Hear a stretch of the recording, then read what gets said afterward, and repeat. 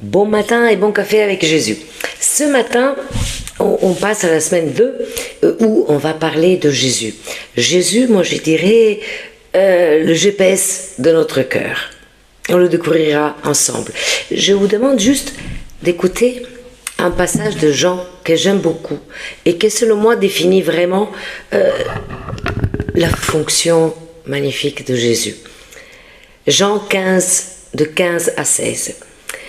Je vous ai appelé amis parce que je vous ai fait connaître tout ce que j'avais appris de mon Père.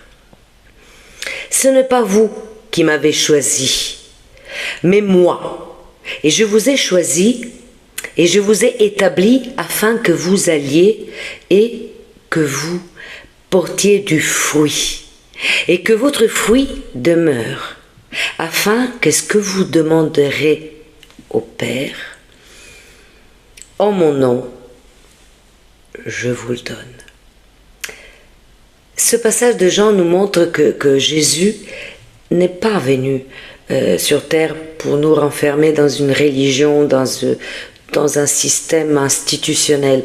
Non, il est venu sur terre pour nous sauver, dans le plan de Dieu, pour que nous soyons sauvés, oui, mais aussi et surtout pour créer une relation avec chacun de nous, à l'époque comme aujourd'hui. Quand Jésus était sur terre, il était souvent avec les jeunes, et surtout avec ceux qui étaient mis en marge de la société, et surtout avec ceux qui apparemment n'avaient pas d'espoir, qui étaient mis de côté, ceux qui étaient en marge du monde. Donc, connaître Jésus, c'est vraiment trouver, comme on vient de l'entendre dans le passage de Jean 15, l'identité d'un vrai ami. Un ami qui nous abandonnera jamais. Un ami qui est là et qui a donné par amour sa vie pour nous. Un ami qui n'a pas de comparaison possible. Il nous aime tous et sans distinction. Il ne regarde pas à notre passé ou à notre page Instagram ou Facebook ou TikTok. Il s'en fout. Permettez-moi cette digression poétique. Il regarde à la beauté de votre cœur. Parce que, vous savez, dans le monde où l'on vit, on est tous, plus ou moins, figés dans l'apparence. On veut apparaître beau, on veut apparaître élégant, on veut apparaître. Tous, hein. Mais moi, pour faire ces vidéos, je suis allé remettre du rouge à lèvres. Ah, vanité des vanités. Oui, on vit toujours et tous avec des filtres. Sur les réseaux sociaux, mais même dans la vie de tous les jours, on veut montrer qu'on a des moments parfaits, qu'on a des gens parfaits, qu'on a des familles parfaites, que tout est parfait, qu'on n'a pas de problème, qu'on est beau, sympa et riche. Mais quand vous avez éteint votre cellulaire, quand vous avez mis de côté les réseaux sociaux, vous restez, nous, on reste seuls, dans notre chambre, dans notre salon, sur le canapé. Et la réalité des faits nous rattrape. On fait tous face à l'anxiété, à des blocages, à de la dépression, aux peurs. On est tous face à quelque chose qui nous fait trembler. Parfois on a peur du regard des autres, on a peur de ne pas être assez bien, assez intelligent, assez beau. Et tous, on est confrontés, tous. Ne croyez pas ceux qui vous disent le contraire. Et parfois, dans le monde, on essaie de remplir ces peurs, ces vides, de les substituer avec des likes, avec des followers, avec tout ce qu'on peut. Les réussites scolaires, les succès au travail, on se jette dans le sport, on devient des compétiteurs fous. Parenthèse, j'aime pas le sport. Les relations, on veut être les meilleurs amis du monde, on veut être partout. Les fêtes.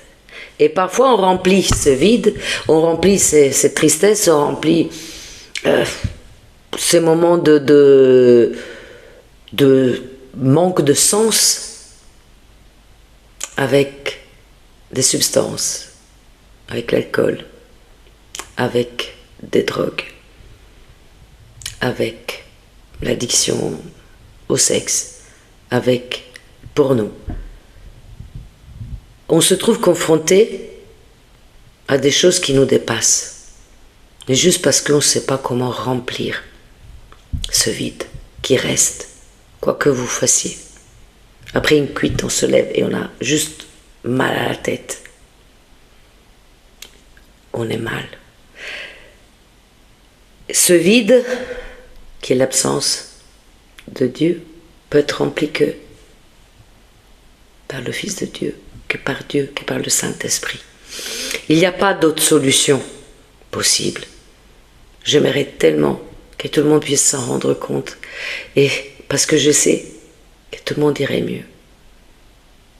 Je sais que ça ferait du bien à tellement de gens s'ils pouvaient comprendre que l'amour de Jésus va combler, va réparer, va aider.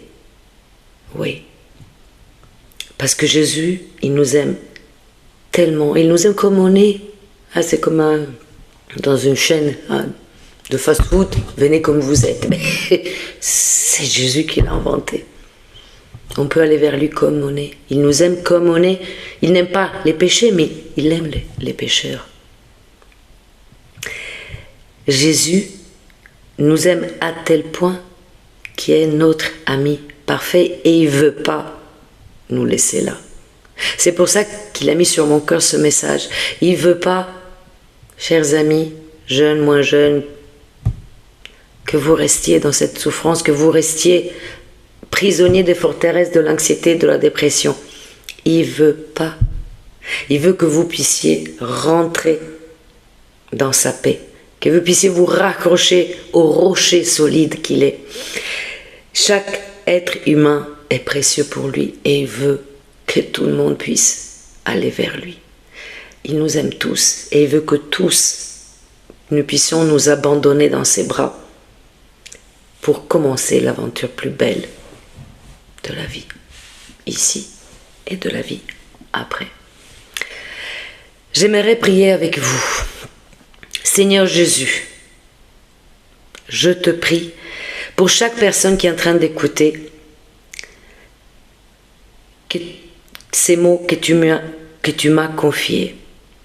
Seigneur, brise tout mensonge qui dit qu'ils ne sont pas assez bons, qu'ils ne arriveront pas à atteindre ce qu'ils veulent. Tout mot qui leur dit, tout mensonge qu'on leur dit qu'ils sont seuls, qu'ils sont nuls. Jésus, je te prie, révèle-toi comme l'ami fidèle et aimant que tu es. Viens, Seigneur, remplir tous les cœurs de ta paix, de ton amour, de ta bienveillance. Seigneur Jésus, je te prie, amène tout le monde vers la victoire sur l'anxiété, sur la dépression, sur le stress, sur les addictions. Seigneur, équipe toutes et tous de tes dons à travers l'effusion du Saint-Esprit, afin qu'ils tous et toutes accomplissent des grandes choses, comme toi tu as prévu, même avant qu'ils naissent. Seigneur, nous te prions, je te prie, au nom puissant de Jésus-Christ. Amen. Amen, et soyez bénis. Je vous souhaite une excellente journée et que Dieu soit avec vous.